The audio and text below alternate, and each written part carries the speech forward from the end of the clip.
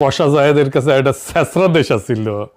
ছেঁচড়া মানে জানেন তো, নিজ প্রকৃতির মানুষ, চরিত্রহীন বা লজ্জাহীন মানুষ, প্রতারক বা ঠকানোর স্বভাব আছে এরকম ব্যক্তি, বা ঋণ শোধ করতে অনীহা বা টাল বাহানা করে, ইতর বলা যায় আর কি। কলকাতায় আবার এই শব্দটা কিন্তু এত খারাপ অর্থে ব্যবহার করা হয় না, আমরা যে অর্থে ব্যবহার করি। ছেঁচড়া এটা কলকাতার খাবারের নাম, জানেন তো? জানেন না? খাইতে গেলে ভালোই, মাছ আর সবজি দিয়ে একটা রেসিপি আর কি। এডিটে সাহেব এনা দেখান। অনুষ্ঠান বাড়ির মতো মাছের মাথা দিয়ে ছ্যাঁচড়ার রেসিপি আমাকে অনেকেই রিকোয়েস্ট করেছিলেন, তাই চেষ্টা করেছি একদম সহজ পদ্ধতিতে রেসিপিটা করে দেখানোর। আর আজকে আমাদের রেসিপি অনুষ্ঠান বাড়ির মতো মাছের মাথা দিয়ে ছ্যাঁচড়া।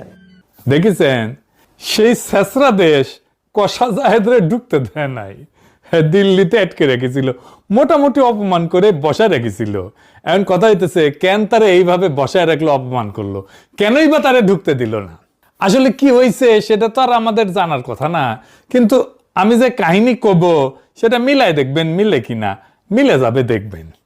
আসেন আমরা একসাথে সেটা আবিষ্কার করি, কষা জাহেদরে কেন দিল্লিতে আটকে রাখা হইল। আপনারা প্রথমে দেখলেন কষা জাহেদ ইন্ডিয়ারে ছেঁচড়া করতেছে, এমন ভিডিও তো দেখছেন। গত বছর সেপ্টেম্বর মাসে খাগড়াছড়িতে কিছু ঘটনা ঘটেছিল, 3 জন মারা গেছিল।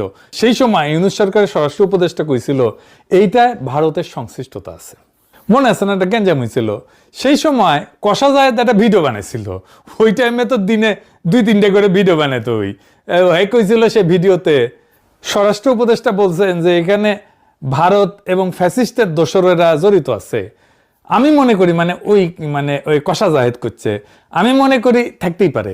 বাংলাদেশে যেখানে কোনো একটা কেওয়াস বা বিশৃঙ্খলা তৈরির সম্ভাবনা আছে, সেখানে আওয়ামী লীগ এবং তার টাকা কাজ করবে, সেখানেই ভারত কাজ করবে। এটা নিয়ে আমার ন্যূনতম কোনো দ্বিধার কিছু নাই। কষা জাহেদ নিজে কইছিল।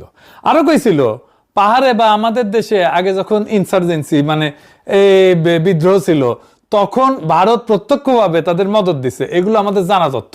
সুতরাং ভারত এখনকার প্রেক্ষাপটে বাংলাদেশকে চাপে রাখার জন্য এমন কিছু করবে না, এটা আমি মনে করি না। করতেই পারে, কিন্তু সরকারের এই কাজগুলো অনেক আগে থেকে বুঝে প্রিএমটিভ স্টেপস নেওয়ার দরকার ছিল। ঘটনা ঘটার পরেও এমনভাবে পরিস্থিতি নিয়ন্ত্রণে নেওয়া দরকার ছিল যাতে অন্তত জানমালের ক্ষয়ক্ষতি না হয়। আমরা মর্মান্তিকভাবে 3 জন মানুষ মারা যেতে দেখলাম, সেই ঘটনাগুলো যেন না ঘটে। এই কথাই কইছিল, আমার কথা বিশ্বাস করার দরকার নাই, তার নিজের মুখে শোনেন। এইটা সে মানে দেখান। আমরা স্বরাষ্ট্র উপদেষ্টাকে কথা বলতে দেখলাম, তিনি বলছেন যে এটার সাথে ভারত এবং ফ্যাসিস্টের দোসররা জড়িত আছে।